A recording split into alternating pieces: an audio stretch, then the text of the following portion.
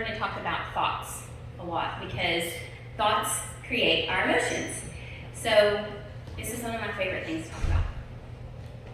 So I thought about when we're thinking about our thoughts, I thought, well, maybe I can use a good analogy of cleaning out a house.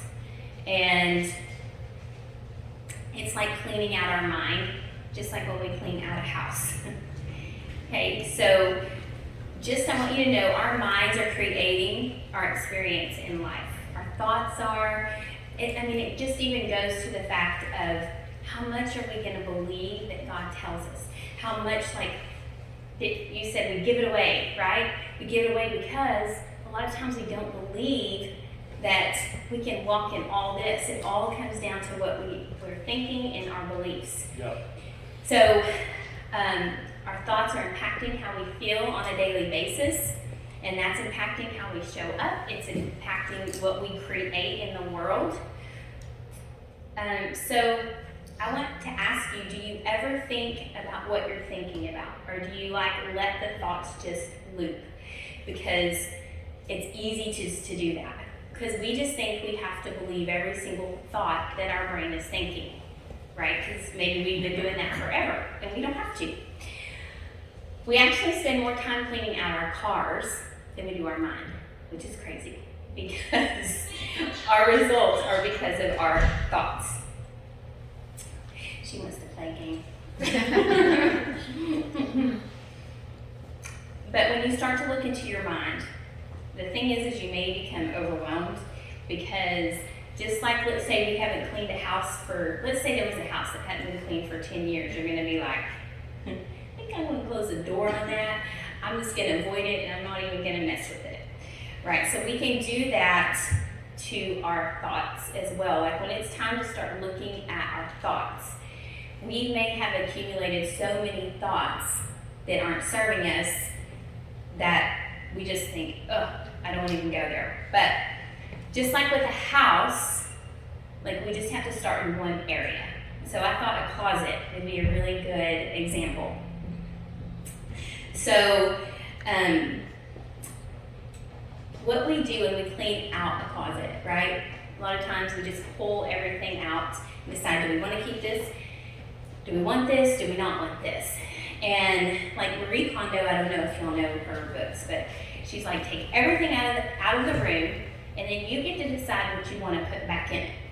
So it's the same with our thoughts. We get to pull every thought out, and we get to think about it in one area and think, is this thought serving me? Do I want it to go back in? Okay, so you need to know what's in that space, so you decide purposefully, does this belong? Is this a thought or belief that's creating the results that I want in my life? And if not, it's gotta go, okay? And our minds become like closets. It becomes full of thoughts that we once had, like the clothes, we once had that we once used, but we no longer need them. They're in a way, they're out of fashion with the goals that we want. You can think of them like that. And in a minute, I'm gonna give y'all some thoughts that are really great to build on foundationally for new thoughts if you've not ever done this before. And how do you do this when you are trying to figure out your thoughts, right? So you would take a piece of paper and you just start writing down all the thoughts about this one area in your life that you have. It could be your weight, a relationship, your work, bad habits. Just write down all the thoughts that you have about that specific thing. So I always give examples. So a lot of women I've worked with, some of them have wanted to work on weight, right? So when they start writing their thoughts down, some of their thoughts are, I'm never going to lose this weight. I'm always going to be fat. I'm always going to struggle with my weight. I'm confused about what to eat. And it's no wonder, we can't lose weight when we focus on that, because what we focus on, we get. But when we write down our thoughts, it separates us from our thoughts. Because if not, the thoughts just stay in there and we just think it's us. It's part of us. But our thoughts are never us. Our thoughts are completely separate from us.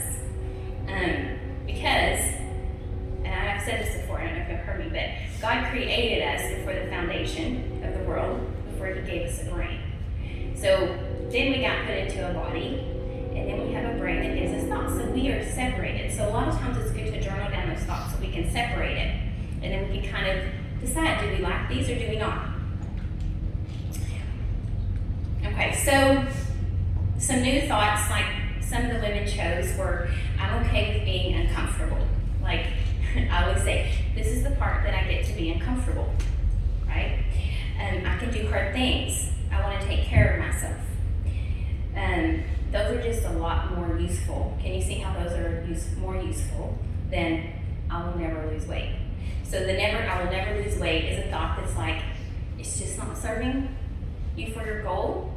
So let's just get it out. And let's go to another thought that you could believe. So why is it we hang on to things instead of donating it right away? I think it's because we have a belief that whatever it is, it still has value, and like we might need it someday. And sometimes we hang on to thoughts for the same reasons. It's because maybe we thought them for a long time. Or maybe your mother gave them to you, or your father, or a teacher, or even an abuser, and people who bullied you. Sometimes we take on thoughts that people have said about us that we go around thinking that we're not good enough. And so sometimes it's hard to give those up, and we might have a fear. Like, what if I need this thought later? Because it's what I've had all the time. If I get rid of it, then who am I going to be without these thoughts? Because we really hook our identity up to our thoughts. Like that's what we sometimes do. So I had a client that had a belief that her sister was the golden child and that she's never going to be good enough. She's never going to be as good as her. And she held on to that thought her whole entire life. But now she knows she has new goals and she wants to do so much better. But she's never going to get there if she always believes she comes in second place. She'll never get there. So we gave her some new thoughts, and she's doing amazing just from changing her thoughts, just little by little. And so something that we need to realize is every thought we have is optional, and you're not under obligation to keep any of them. So another story is me growing up. I had a couple of friends who were really outgoing. I was outgoing, but they were really outgoing. And they had friends around them all the time. And I was always, so that made me feel like, maybe I'm just not as friendly as they are. But I can't get these friends. And it made me show up shy. And I really wasn't that shy. But those thoughts made me kind of go into hiding a little bit. I didn't show up in my complete identity. And then also through some abuse and things like that just kept happening, that was more evidence to my brain that it was true that I'm not good. Maybe I'm damaged, right? So this is how these thoughts keep piling up. So maybe I'm not as likable, and then something else happens and then we're damaged, right? And then we don't deal with these, we don't process emotions, we don't know how. This is why it's so important for us to learn how, so we can teach our children how to do this. And then to create new thoughts around it. So because of that, and I thought I was damaged, I kept getting into relationships that kept saying, this is true, you are damaged, right? And I had so many dreams and desires, and I finally realized I couldn't reach them by thinking those thoughts. But it was years, like years later after all of that. And I started thinking, maybe I'm not damaged, and maybe there's nothing wrong with me. But that's where I had to start. Like I couldn't completely go to, I'm amazing. I had to go to, maybe I'm not. There's a possibility. And maybe I'm likable. And the more I thought that, the more my confidence grew. But like I said, it wasn't overnight, because when I started trying to get out of these thoughts, I was still in an abusive relationship that I'd been in for 17 years. And then I started thinking, well, maybe I can believe what Jesus says about me. Maybe that's true. So I ended up getting out of that relationship And today, I have a husband that treats me like a princess.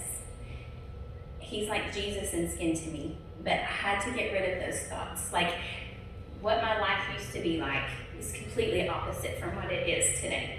And it has to do with God. It has, him just being just my everything, but changing my thoughts with mindset, understanding that we're one mind shift away from a breakthrough. If I can get you to grasp that, it's unbelievable. So a lot of thoughts feel like security blankets because we've had them for so long. Even if they aren't serving us, we just hold them tight. These are my thoughts. But most thoughts we have, they're really limiting us. And we never walk in the full potential God has for us because honestly, we're limitless. We really are, because that's what Jesus says about us. I mean, my goodness, if he says we're going to do greater things than him, that's mind-blowing to me. But if we're not doing that, maybe it's because we don't really believe that yet. We can't even grasp that yet. But what if we start believing it? What if we thought, it's possible I'm going to do greater things than Jesus? That he's cheering me on and he's rooting me on to do this. Then we open up to all kinds of possibilities. So, again, thoughts are optional. But if the thought isn't serving your current goals or desires, you won't move around in your life and you won't get traction to hit the goals that you want. You can't have the life you want by thinking the thoughts you've always thought. You will always end up in the same cycle. Even if you do all these actions, let's say you're taking all these actions to change.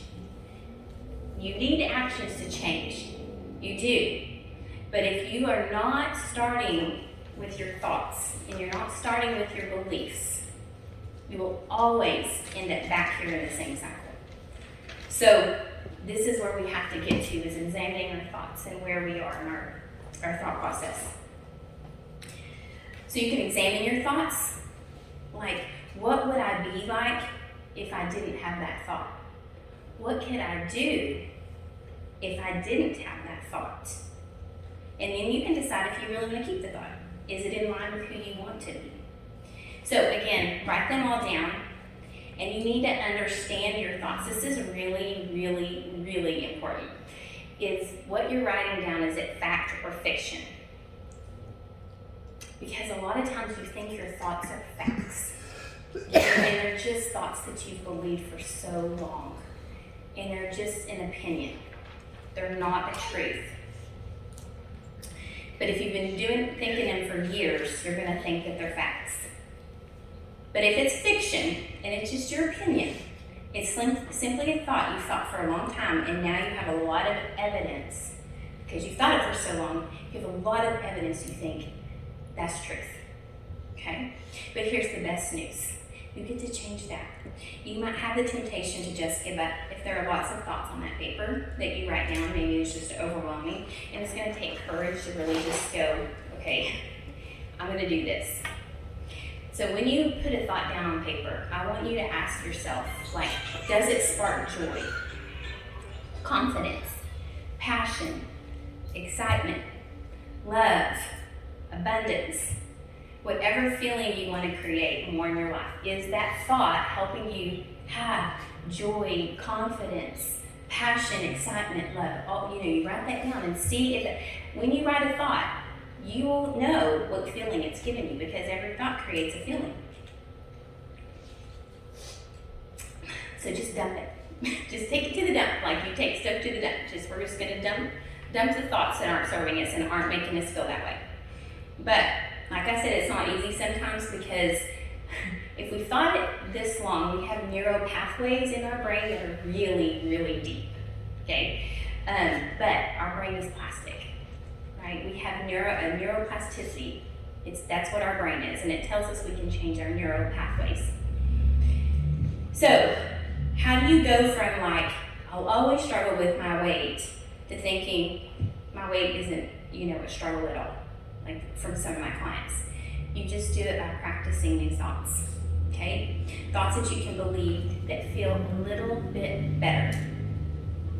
So, kind of like this, sometimes we can't even believe things. So, this is a thought you can say. Am I willing to let go of this? Just keep saying, am I willing to let go of this? If this is a thought you're like really hanging on to. Then eventually you're going to be like, nope, I'm letting this go. Like you're able to let it go, and then you can have a new thought around it. But sometimes even creating a new thought is hard. So just ask yourself, are you willing to let go of it? And that's just sometimes we are so looping. That's where heart healing comes in. That's where some emotional releasing comes in. That's going to help. So what I've discovered after working with so many people too is, I know I did, they think they're broken and they need to be fixed. And it's just a belief that keeps them stuck. It makes them feel unworthy or not good enough. And did you know it's not the person that's broken, it's just the thinking that's broken. That's it. The person's not broken. It's just the thinking that's broken. So cleaning it up is going to give you a whole new realm of possibilities. That's why I said this here about Jesus, saying we're going to do greater things than him. When you work on just one thought, if I just tell you to work on one new thought for one new goal, and you think that I have all these other thoughts, I want you to know that even working on one new thought is going to avalanche you into other new thoughts, into new possibilities. Okay, so I kind of want to go back to the closet analogy, and I don't know if any of you know what a capsule wardrobe is. This is what I was thinking. So it just means you kind of have, you know what I'm talking about. You just have basic clothes, and not a lot, but that'll go with everything, so you can make all different kinds of outfits with not very many thoughts, or not many clothes. So I want you to know that you don't have to have tons of new thoughts, okay, to make this amazing. You just don't. So here are some stock thoughts that I go to a whole lot. And this is kind of like foundational stuff. And they can be your beliefs too, if you want them to. So number one is every human being has infinite worth. Everyone is 100% valuable, and you can't be any better than you are.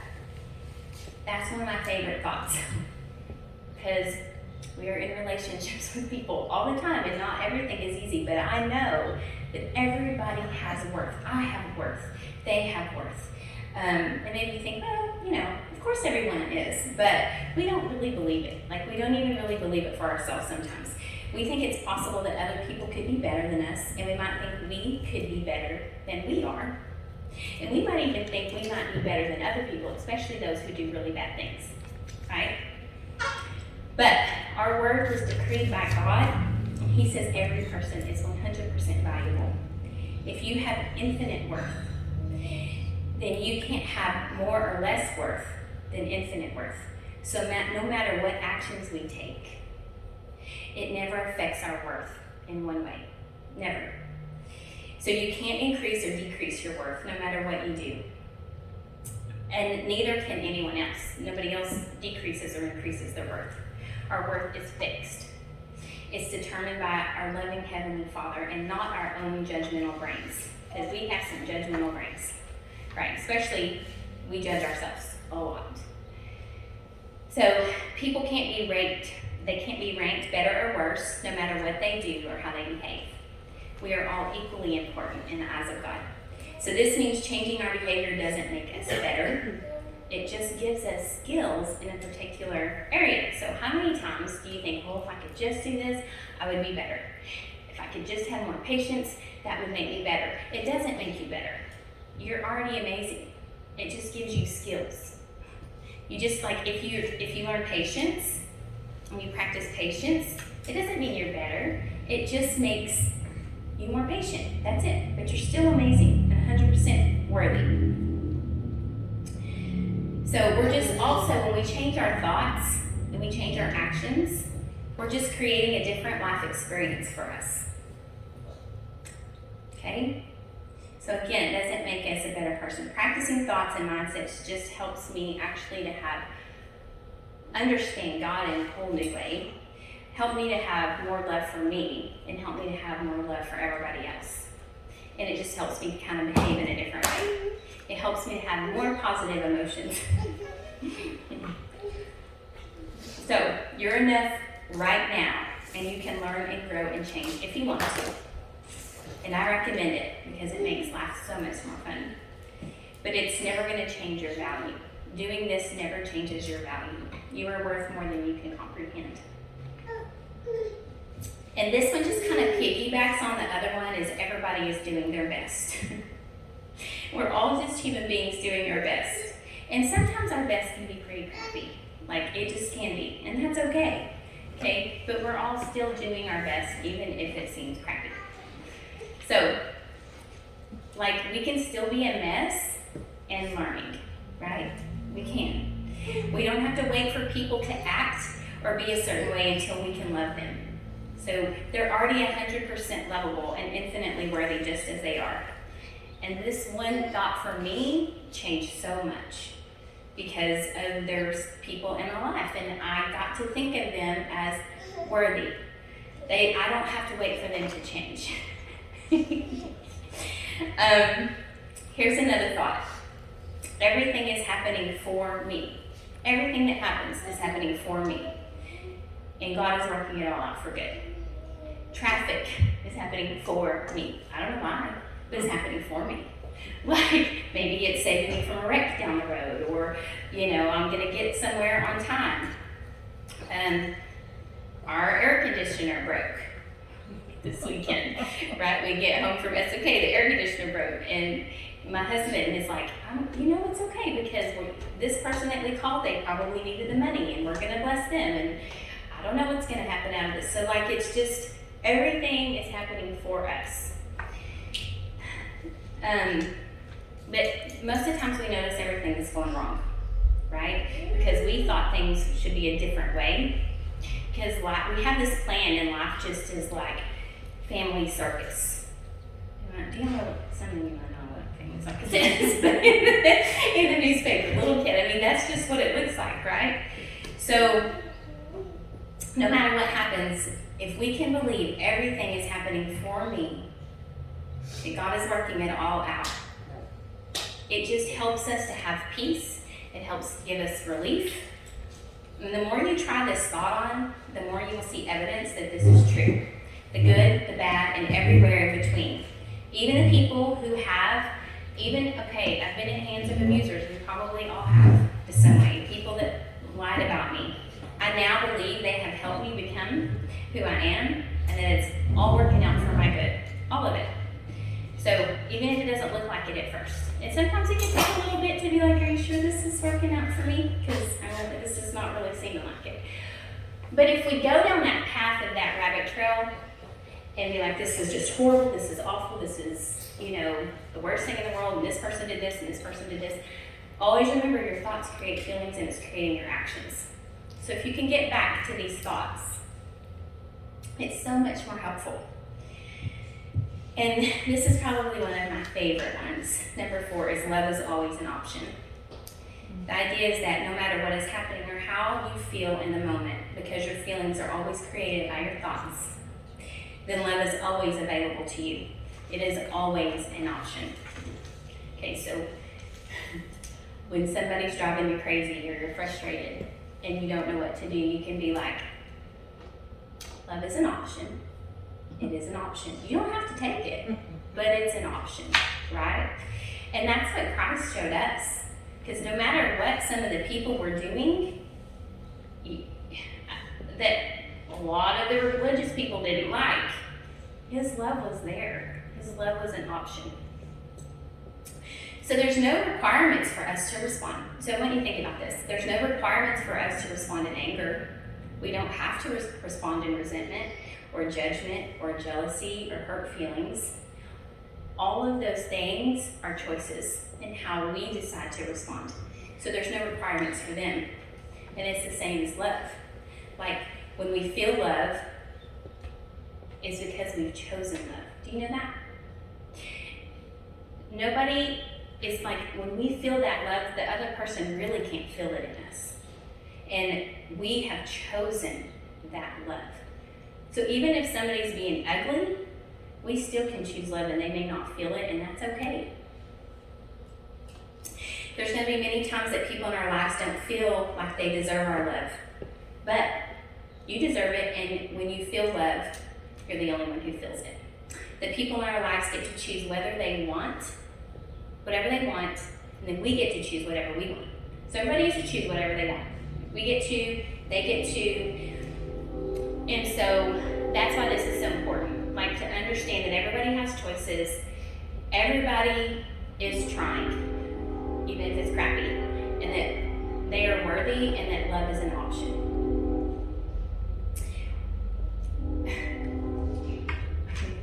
I had to think that way at the grocery store this week. I'm just saying, there was somebody there that was not being very nice and not being kind, and I literally was like, love is an option.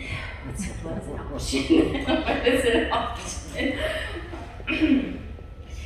So I know you'll understand, right? And it's our choice. We don't always have to make that choice, though. That's the other thing. Guess what? We don't have to make that choice to love if we don't want to. I don't always, but it reminds me that it's my choice. It's not the actions of the people around me creating my feelings. It's always my choice, always. So even when I don't choose love, I still get to take responsibility for being the one that made that choice. If I didn't choose love, it's my responsibility. So if we have no idea how to behave or how we're going to act in situations, we can always choose love. It's like, I don't know how to act, react. Well, and we can ask God, what does that look like in this moment? What does love look like in this moment? And He'll tell you. And sometimes, listen, I've had somebody who was being rude to me, very rude. I'm not going to get in a situation. It was this relationship. And I hang up the phone, and I walk away, and I'm praying and asking God, what does love look like? And He said, I want you to call her back and apologize. And I was like, I did not do anything wrong. Like, I didn't do anything wrong. He was like, I know, but she needs this, and you need this. And I was like, okay. So I called, and I said, hey, I just want you to know I'm sorry. And she was like, yeah. And, acting like I did something wrong. And boy, I was like, this is not how I planned this at all. Like, I thought she was gonna be accepting of it. No, she wasn't. And anyways, I hung up the phone, but the Lord showed me in that moment what I got to choose. And I could have choose being hateful, and I chose listening to Him, and I chose love. And it didn't take me down a rabbit hole of just being angry. Like, it completely shifted me. Like, He helped me in that situation to not be bitter. Even though they acted that way, it was like, oh, I did this, and God's working it all out. Like, I get to trust Him with this. So, I think these thoughts make all other thoughts better. And these are like, do you see how I'm saying, like, these can be the foundation of creating new thoughts? Because these are thoughts that we get to think about us, and these are thoughts that we get to think about other people in a different way than what's our natural tendency to go to. And I want you to know it's really normal to this is going to take time. This takes practice, because we have to retrain our brain. Like, for instance, we get if a refrigerator goes out, my refrigerator is now in the garage. Well, all of my food's in the refrigerator, but I keep going to the one in the house where all my food is not at. So I have to keep going out here to get my food, and I keep going to the refrigerator because I have a narrow pathway that says this is where your food is, right? So then I get a new refrigerator, and what do? Go to the garage. Like, oh, my food is in here now. This is what happens with our brains. It's the same way with our thoughts and how we're thinking about people and thinking about us. Like, we just get to train ourselves. We don't get mad at ourselves. We laugh at ourselves about the refrigerator. We can do the same thing with our thoughts. We get to laugh at ourselves We get to have fun with them and be like, silly girl, you know, this is not the thought that I want to have right now. This is the thought that I want to have. And you just keep practicing it and allow your brain to naturally create new neural pathways for you, because that's how God created it. So, you don't have any questions? So you have to form a new routine, habit, whatever, to get yourself to go to the fridge. Yeah. Because you're so used to going there. Yes. So and now that you have a new fridge, you're still going to the garage. Yeah. So yeah. It's rerouting your brain. Yes. I guess. Yeah, and so I thought that was a really good example, because it's the same with our thoughts, because just like if there's an area in your life that you're like, I just don't like the results in this area, you can always go back to your thoughts. Like, what am I believing about this result? Why do I have this result? And then, of course, the whole processing emotions is a thing that we have to do. But learning to get to a new thought to create a new result, it doesn't have to be like dramatic. It's just like I said, it can be like, am I willing to let go of this? You know, or it's a possibility that this could change. It's a possibility that I don't have to continue to live like this, or whatever it is. It's funny that you said that, because our refrigerator quit 2 weeks ago, and all we have in the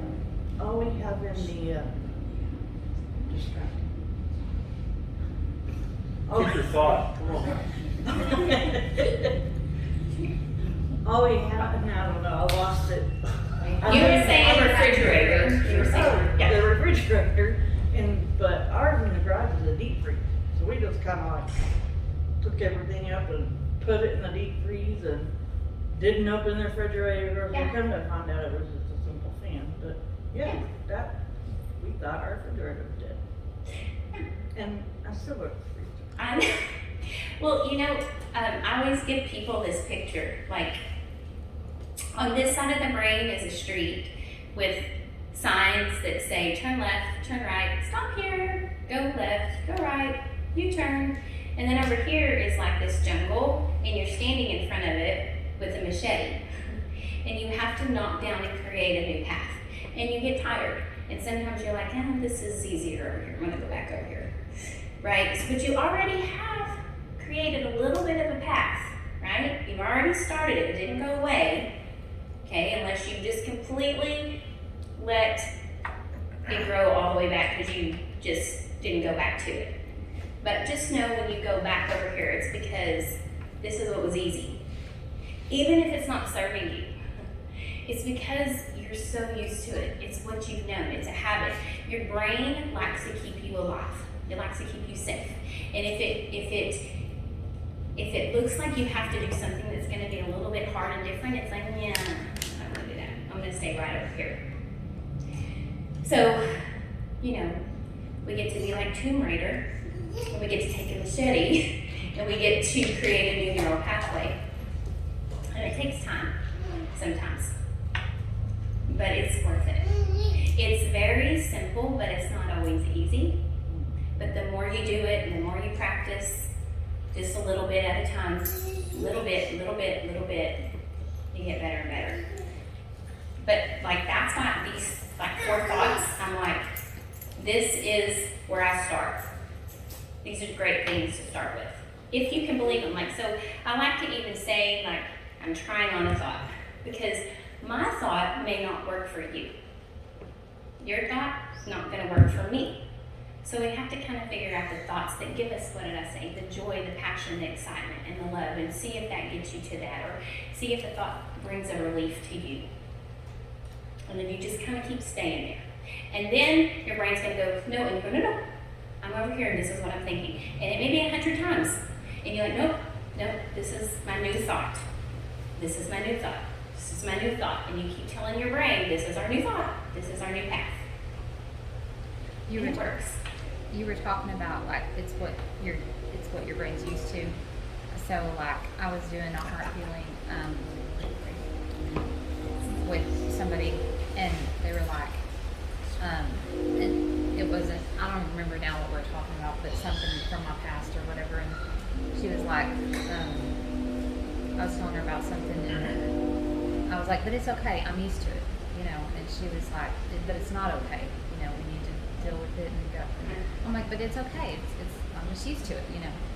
So that's what reminded me. Yeah, and the thing with that is you get to choose if you want to be used to it. Yeah. So that's where you get to ask yourself, what goals do you have? Where do you want to go? What do you want to be? What do you see your future self doing in 5 years? Does your future self in 5 years think that thought? Will that thought help you to get to where you're going? Yeah. And so that's why questioning them and examining them, it's right. It's like, but it's okay. Yeah. Yeah. But and that's what I always ask them, do you want to keep it? Right. Yeah. Like, you can have it. You can totally have it. Yeah.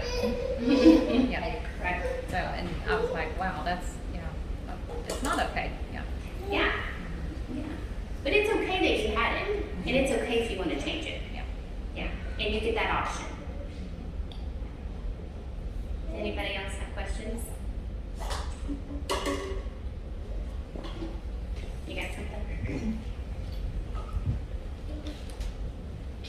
Okay, so as Olivia was sharing her experience with the phone conversation and how she was asking the Lord, how do I show love? And the Lord reminded me of a time, I don't know, maybe 3 to 4 years ago. I was at work, okay, and I work in a public place. And I was talking with someone about what I do.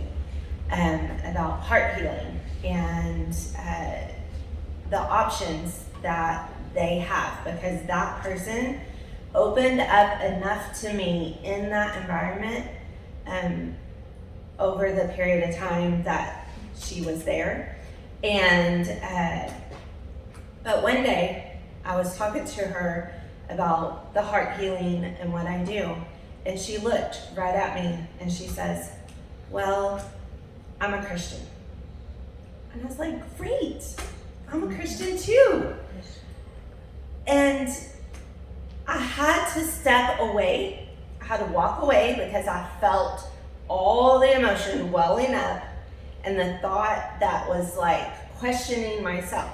Well, am I doing what I'm supposed to be doing? Is this okay to do? And I had to go around the corner where nobody was at, into this little closet area, and I just said, okay, Lord, like that hurt my feelings. And it was crushing me because I didn't want to be doing something that he didn't lead me into. And that person brought a thought that questions what I already know, that God led me to this place. So just by me going to him and saying, that hurt me, I'm going to release my hurt feelings to you. And that's all I did. Just that simple little statement. And I'm not kidding you. A little bit of time passed, and that same person came to me and had like 2 or 3 sessions. And that was my revelation of how God allowed, like, I could have chosen to stay in that place of questioning myself, but I didn't. I chose to release that. And then he brought that person back around and was able to show that person love by what he called me to. So I have a question for you.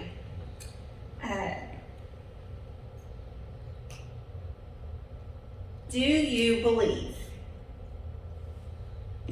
that Jesus lives inside of you? Yes. Okay. Jesus is what? Does Jesus live inside of you? Like, I think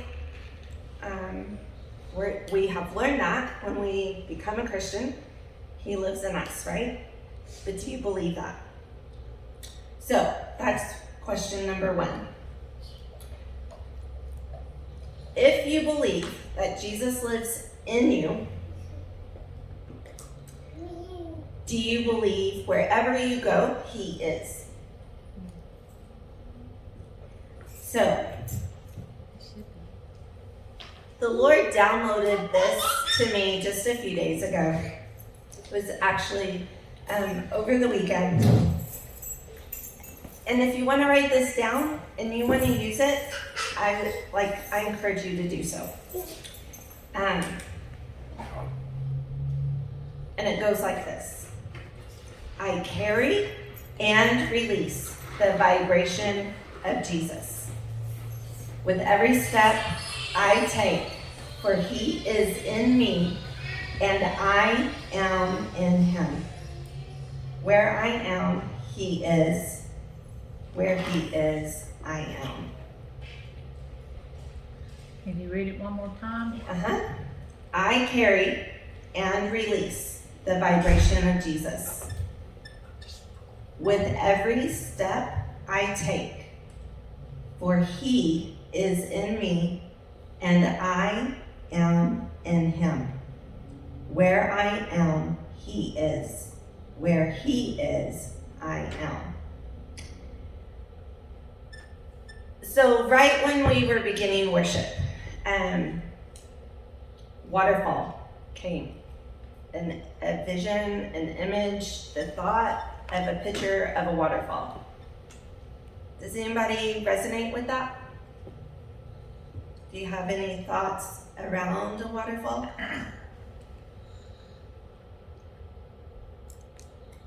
Which softball? Okay. So I want you to maybe just picture a waterfall. What happens when you're watching a waterfall? Is it raging and roaring? Is that your thoughts? Do you have raging, roaring thoughts? Loud but comforting. It's what? Loud but comforting. Loud but comforting. Okay?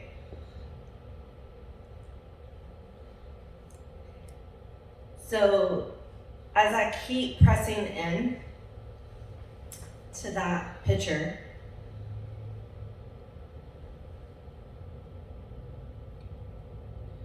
when you have such a huge force, and if this is your thoughts, those negative thoughts that talking bad about yourself, beating yourself up, and it's raging and it's going forward, and then you get to the waterfall, and what happens? It comes crashing down, right? But then after that crash, is it typically calm waters? Yeah. So here's a new thought. Raging thoughts rushing in. Acknowledge them. See them. Say, okay, I have this raging thought. Take them captive. Taking thoughts captive. This is like taking thoughts captive. Yes. And then decide what you want to do with that thought. And if you picture the waterfall, when you're right here, at that waterfall, if you choose, you don't have to, but if you choose to let those raging thoughts go, like I just see it. Take a leap, release, let go, dump those raging thoughts. And as you do that, you get to explore new patterns, new ways, new thoughts into the calm, flowing river. And if y'all heard the rain, I really feel like that is symbolic of just what the Lord is doing here tonight, and with each and every single one of you that is here including you, that he is releasing his outpouring of love. Amen. And you brought that in the beginning when you were praying. Because his outpouring is falling on each and every single one of us.